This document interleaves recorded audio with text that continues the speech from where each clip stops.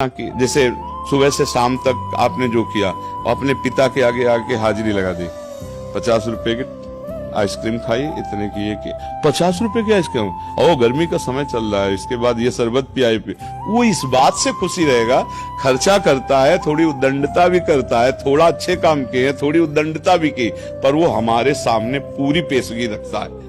ऐसे ही हम बुरे भले जो भी जैसे हैं, पूरा बेपर्द ठाकुर जी के सामने है, कृष्णार्पणम मस्तु, तो वो हम पर कृपा ही करेंगे। वो हमको डांटेंगे तो भी हम पर कृपा है, ऐसा गंदा काम करना चाहिए तो ये तब वो कहेंगे जब समर्पित करोगे। क्या कूड़ा करकट, महाराज हमारी बुद्धि ठीक कर दो, तो अच्छे काम करो जो आपको पसंद हो। इसलिए हम कोई मनमानी नहीं करें। यत करोश, भगवान ने कहा, यत करोश शब्द में ये नहीं लिखा कि ये करो, उन यत करोश माने जो भी कर रहे हो वो मेरे को समर्पित कर दो। मतलब अपने पिता के सामने हाजिरी लगानी और पूरी लगानी है। अब थोड़ा डरना यह है कि कितनी बात की हाजिरी आप सत्यता पूर्वक लगा सकते हो, उतने कार्य करना नहीं। पिता के सामने हाजिरी लगानी है, बस ये डर बना रहे कि यार ये कर्म तुम भगवान के सामने कैसे पेश कर सकते हैं, और अगर वो कर्म पेश नहीं किया तो त्रुटि हो जाएगी समर्पण में, क्योंकि हमारा हर कर्म समर्पित होना है। तो हमें डरना चाहिए, कोई गंदा कर्म ना करें। अगर हो जाए तो फिर डांट खाने की तैयारी रखनी चाहिए कि प्रभु के सामने जाए, कान पकड़े और नेत्र झुकाए, प्रभु गलती हो गई, कर्म तो ये है ही है आपके सामने, पर नाथ मुझे ऐसी बुद्धि दो कि मैं आपके विपरीत कोई कर्म ना करूं। हे प्रभु मुझे बल दो कि मैं आपके विपरीत कोई अनुष्ठान, कोई कर्म करके आपको समर्पित ना करूं। पर नाथ मैंने नियम ले रखा है कि बुरा या भला जो कुछ अब आपसे ही है।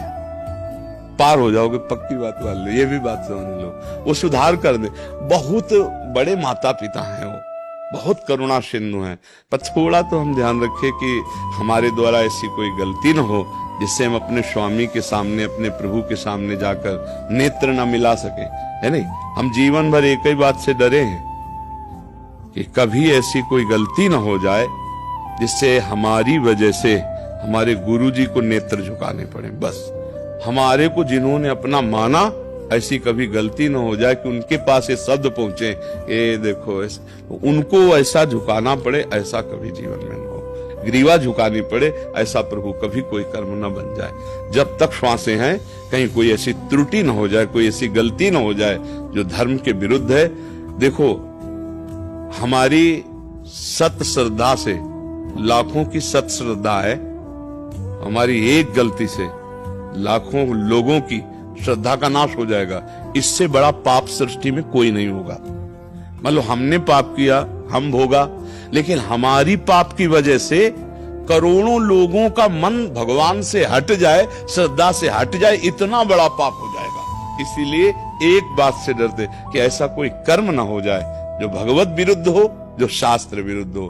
वही जब आप धारण करोगे यही बात, डरते रहोगे तो पाप नहीं बनेगा। डरने वाले से पाप नहीं होता। ये नहीं भाई, मैं ऐसा नहीं कर सकता, मैं वैष्णव हूँ, मैं गुरु बनाए हूँ, मैं संत के पास जाता हूँ, मैं ऐसा नहीं कर सकता। जिसको डर नहीं है, न समाज का डर, न कानून का डर, न भगवान का डर, फिर उससे बड़े पाप हो जाते हैं। डरने वाला धीरे धीरे बचने लगता है। तो अच्छा है, डरो और ऐसे कर्म ना करो, और जो कर्म करो वो भगवान के सामने पेश करो।